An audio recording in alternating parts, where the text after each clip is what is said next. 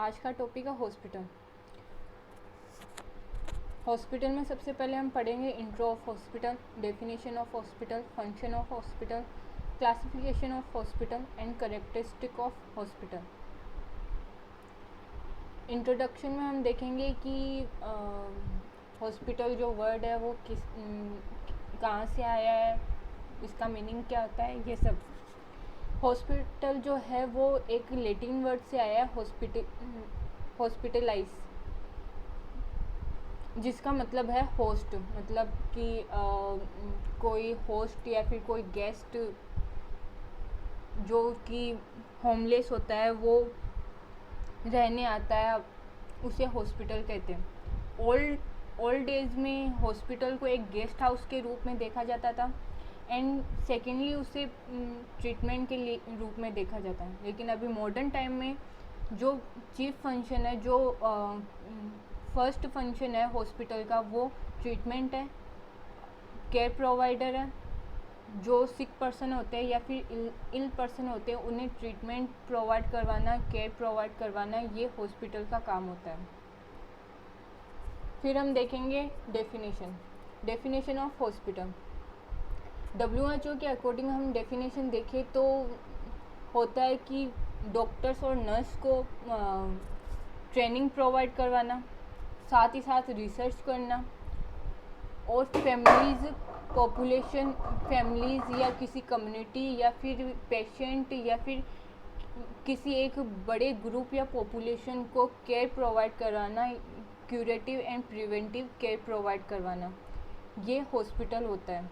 एक ऐसा एरिया जहाँ पे पेशेंट को या फिर फैमिलीज़ को या फिर एक बड़े पॉपुलेशन को केयर दी जाती है, क्यूरेटिव केयर दी जाती है, प्रिवेंटिव केयर दी जाती है, और साथ ही साथ डॉक्टर्स और नर्स को ट्रेनिंग दी जाती है, और जहाँ पे रिसर्च, नई नई चीज़ों की रिसर्च की जाती है, उससे हम हॉस्पिटल कहते हैं।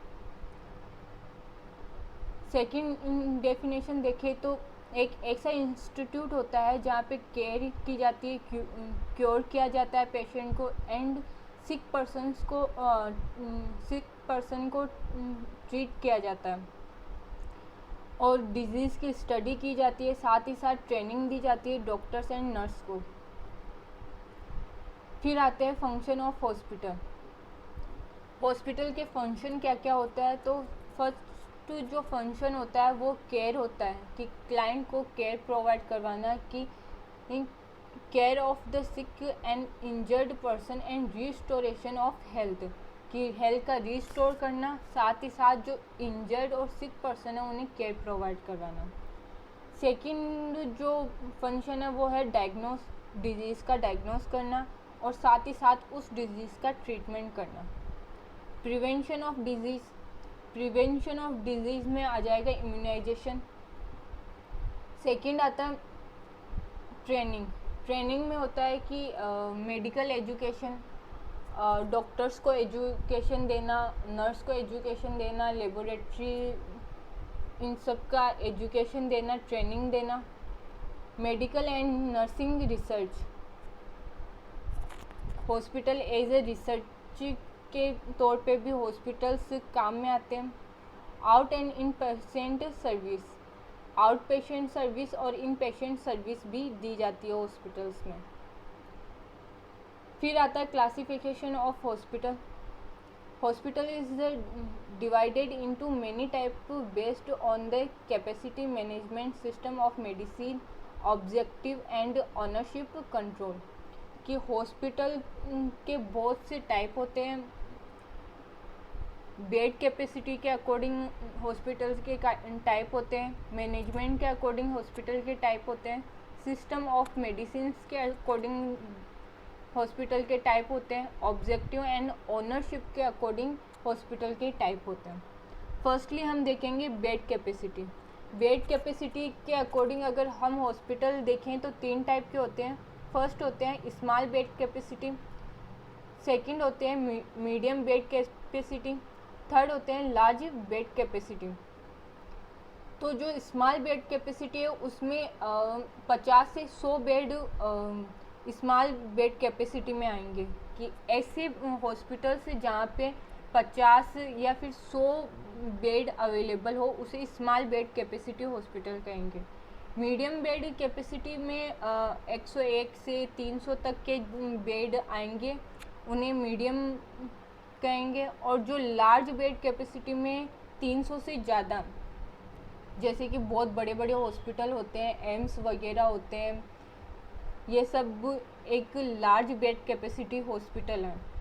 ऑनरशिप एंड कंट्रोल के अकॉर्डिंग हॉस्पिटल होते हैं, जैसे कॉरपोरेट हॉस्पिटल, जो कि कॉरपोरेट हॉस्पिटल का मतलब होता है कि बहुत सी कंपनीज ऑर्गेनाइज करवाती है उन हॉस्पिटल्स को, उन्हें कॉरपोरेट हॉस्पिटल कहते हैं। सेकंड आता है प्राइवेट हॉस्पिटल। प्राइवेट हॉस्पिटल जो होता है वो एक कोई भी मेडिकल स्टाफ हो सकता है, या तो किसी एक पर्टिकुलर डॉक्टर के थ्रू वो हॉस्पिटल चलाया जाता है, या फिर एक ग्रुप ऑफ डॉक्टर्स के थ्रू वो हॉस्पिटल चलाया जाता है। गवर्नमेंट हॉस्पिटल होता है जो कि स्टेट गवर्नमेंट या सेंट्रल गवर्नमेंट के थ्रू वो चलाया जाता है। इसमें एक और हॉस्पिटल आता है चैरिटी हॉस्पिटल, जो कि चैरिटी के लिए वो हॉस्पिटल ओपन किया जाता है और उसे डोनेशन के थ्रू चलाया जाता है। थर्ड टाइप देखिए हॉस्पिटल का, तो सिस्टम ऑफ मेडिसिन के अकॉर्डिंग हॉस्पिटल होते हैं। मेडिसिन मतलब कि अगर कोई मेडिसिन लॉन्ग टाइम तक दी जाती है तो उसे लॉन्ग टर्म गोल हॉस्पिटल कहेंगे, और कोई मेडिसिन अगर शॉर्ट टर्म के लिए दी जा रही है या फिर शॉर्ट टाइम के लिए दी जा रही है तो उसे शॉर्ट टर्म गोल हॉस्पिटल कहेंगे। लॉन्ग टर्म गोल हॉस्पिटल में जैसे कि कैंसर हॉस्पिटल में कैंसर का ट्रीटमेंट किया जाता है, और कैंसर की जो मेडिसिन होती है वो बहुत लंबे टाइम तक चलती है। शॉर्ट टर्म गोल हॉस्पिटल में अपेंडिसाइटिस, जिसमें कुछ टाइम के लिए अपेंडिसाइटिस पेशेंट हॉस्पिटल में रहते हैं एंड आफ्टर ट्रीटमेंट उन्हें डिस्चार्ज कर दिया जाता है। फिर आते हैं ऑब्जेक्टिव में ट्रेनिंग हॉस्पिटल का मतलब है कि फर्स्ट प्रायोरिटी ट्रेनिंग को दी जाती है कि डॉक्टर, नर्सेज या फिर अदर जो स्टाफ होते हैं उन्हें उन हॉस्पिटल में ट्रेनिंग प्रोवाइड की जाती है, जैसे कि मेडिकल कॉलेज।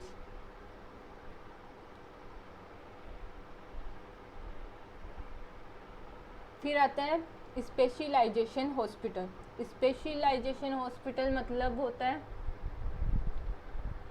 कोई स्पेसिफिक डिजीज़ का ट्रीटमेंट करने वाली, जैसे कि कैंसर हॉस्पिटल, कार्डियक हॉस्पिटल, ये सब एक स्पेशल हॉस्पिटल है जहाँ पे इन डिजीज़ का ट्रीटमेंट किया जाता है। फिफ्थ आता है मैनेजमेंट में फर्स्ट नंबर पे आता है यूनियन गवर्नमेंट हॉस्पिटल का मतलब है कि किसी पर्टिकुलर सेक्टर में, जैसे कि रेलवे हुआ, मिलिट्री हुआ, यहाँ पे जो स्टाफ काम करता है या फिर यहाँ पे जो मेडिकल सर्विस होती है उन्हें यूनियन गवर्नमेंट हॉस्पिटल कहते हैं, जैसे कि रेलवे, मिलिट्री हॉस्पिटल, ये सब यूनियन गवर्नमेंट हॉस्पिटल है। सेकंड आता है स्टेट गवर्नमेंट हॉस्पिटल जो कि स्टेट गवर्नमेंट के थ्रू कंडक्ट किया जाता है या फिर चलाया जाता है। इसमें CHC हॉस्पिटल्स होते हैं। थर्ड होता है लोकल हॉस्पिटल मतलब होता है कि एक PSC हॉस्पिटल जो कि वहाँ एक गांव की सरपंच के थ्रू कंडक्ट करवाया जाता है, उसे लोकल हॉस्पिटल कहते हैं।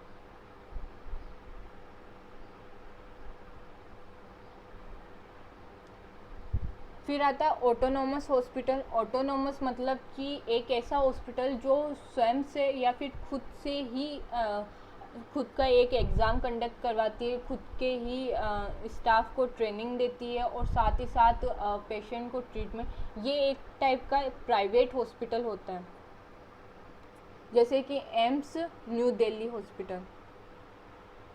फिर आता है प्राइवेट हॉस्पिटल का मतलब होता है कि एक किसी पर्टिकुलर पर्सन के थ्रू या फिर किसी ग्रुप ऑफ पर्सन के थ्रू वो हॉस्पिटल चलाया जाता है, जैसे Hinduja hospital, voluntary hospital, CMC voluntary hospital होता है। फिर आते हैं इसमें डिपार्टमेंट कि एक हॉस्पिटल में कौन कौन से डिपार्टमेंट अवेलेबल होने चाहिए और किस तरह के होने चाहिए। फर्स्ट आता है out patient department. Out patient department जो होते हैं वो इन्वेस्टिगेशन प्रोवाइड करवाते हैं, क्यूरेटिव केयर प्रोवाइड करवाते हैं। आउट पेशेंट डिपार्टमेंट का मतलब है कि उन्हें एडमिट नहीं किया जाता हॉस्पिटल से, बस उनका चेकअप किया जाता है, उन्हें ट्रीटमेंट दिया जाता है और उन्हें मेडिसिन दे दी जाती है, उन्हें हॉस्पिटल में एडमिट नहीं किया जाता। फिर आता है लोकेशन। लोकेशन जो होते हैं इंट्रेंस ऑफ हॉस्पिटल, जो हॉस्पिटल का मेन इंट्रेंस होता है वहीं पे आउट पेशेंट डिपार्टमेंट होना चाहिए। इसके बाद सेकंड आता है इन पेशेंट डिपार्टमेंट। इन पेशेंट डिपार्टमेंट को हॉस्पिटल का हार्ट बोला जाता है। इसे मेनली डिवाइड किया जा सकता है, वार्ड के अकॉर्डिंग इन्हें डिवाइड किया जा सकता है। वार्ड एंड रूम डिवाइड करते हैं। ICU वार्ड होता है, आइसोलेशन वार्ड होता है। सेकंड होता है जो नर्सिंग स्टेशन होता है, डाइटरी फैसिलिटी होता है और सैनिटरी फैसिलिटी होता है। फिर थर्ड जो डिपार्टमेंट आता है वो मेडिकल डिपार्टमेंट आता है। इसमें वेरियस क्लिनिकल सर्विस दी जाती है, जैसे कि surgery, medicine, gynaecologist, orthopaedic, neurologist and cardiologist जी ETC, ये सारी सर्विस प्रोवाइड की जाती है मेडिकल डिपार्टमेंट में।